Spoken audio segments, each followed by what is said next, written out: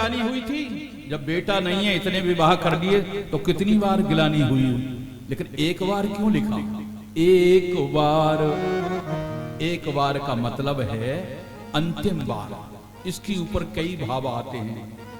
एक मृगी को मार रहे थे महाराज, शिकार करने के लिए गए, तो मृगी बोली तेरे कोई बेटा नहीं है, तेरे हाथ से नहीं मरूंगी। तो महाराज वो भागती गई और सरोवर में डूब के मर गई।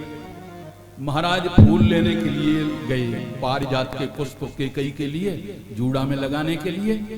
सिंहासन पर बैठे, जैसे वो आए तो सिंहासन को धुलवाया गया। बोले महाराज क्या हुआ? बोले सिंहासन आपके बैठने से अपवित्र हुआ, क्योंकि आपके पुत्र नहीं है और ये देवताओं का सिंहासन है।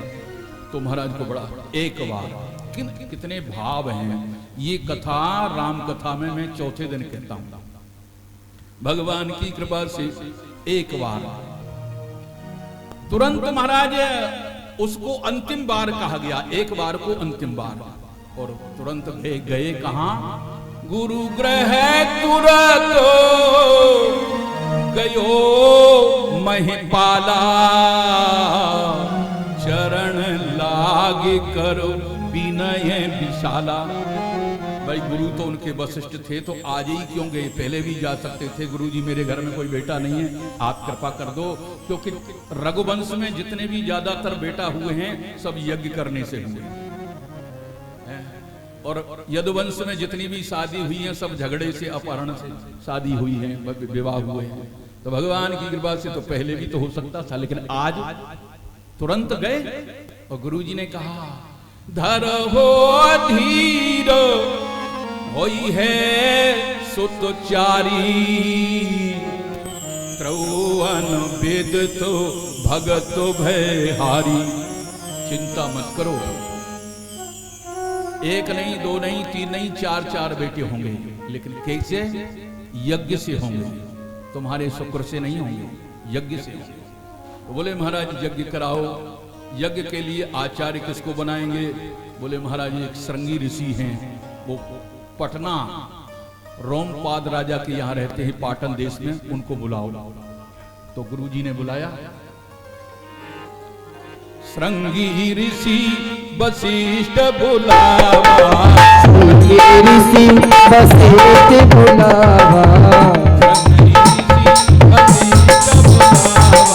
श्रृंगी ऋषि वशिष्ठ बुलावा,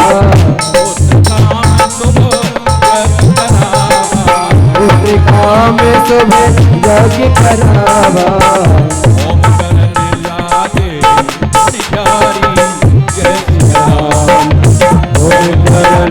लगे पुण्य जाए जय सिया राम।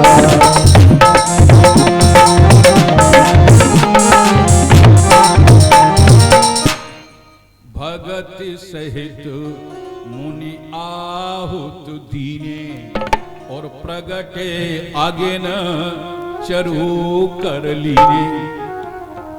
महाराज अग्निदेव प्रकट हुए यज्ञ में, और उन्होंने क्या प्रसाद दिया? यहां देखिए, चुरू। इस चुरू के कई नाम हैं। इसी को हबी कहते हैं, इसको तस्मई कहते हैं, और इसी को खीर कहते हैं। प्रगटे आगे ने चरु कर लीने, भगवान की कृपा से प्रकट हो गए, और स्वर्ण पात्र में हबी का प्रसाद दे करके बोले ये हबी बाट देवोंद्र पूज्याये, यथा जोग यही भाग बनाई। बोले ये हबी ले जाओ और यथा योग भाग बनाकर तीनों रानियों को खिला दो, और तुम्हारे घर में 4 बेटे होंगे।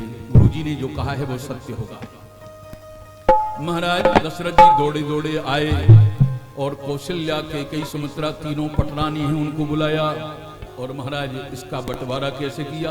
प्रसाद है एक, खाने वाली है 3, तो अर्ध भाग कौशल्या है दीना, आधा कौशल्या जी को दिया। उभय भाग आधे कर दीना, उस आधे में से 2 भाग किए। तो उन्होंने कैकेयी को दे दिया और सुमित्रा को दे दिया। लेकिन कुछ ऐसे संतों के यहाँ भाव हैं कि वो सुमित्रा जी के भाग को, प्रसाद को चील लेकर उड़ गई। सुमित्रा जी रोने लगी, बोले अब मेरे तो बेटा नहीं होगा। तो फिर कौशल्या जी ने अपने में से, कौशल्या के कई हाथ धरे, कौशल्या जी ने अपने में से आधा दे दिया और केकई ने भी अपने में से आधा दे दिया। इसलिए उनको 2 बेटे हुए, 2 प्रसाद उनके पास पहुंच गए। भगवान की कृपा से यह विधि गर्भ सहित सब नारी। भगवान कहते हैं कि गर्भ में किसी की आते नहीं, अजन्मा है। तो भगवान तो महाराज परीक्षक की रक्षा करने के लिए गर्भ में प्रवेश कर गए। तो भगवान गर्भ में आने से भगवान का क्या बिगड़ जाएगा? क्या भगवान मैले हो जाएंगे? भगवान सूकर भी तो बन जाते हैं। भगवान का कुछ नहीं बिगड़ता। जागिने ते हरि गर्भ ही आए, सकल लोक सुख संपत्ति छाए। जिस दिन से भगवान गर्भ में आए, कौशल्या जी के सारे लोक में सुख और शांति और संपत्ति छा गई। नाना प्रकार की सुगंधी ब्यार चलती है, शीतल मंद सुगंधित ब्यार चलती है। महाराज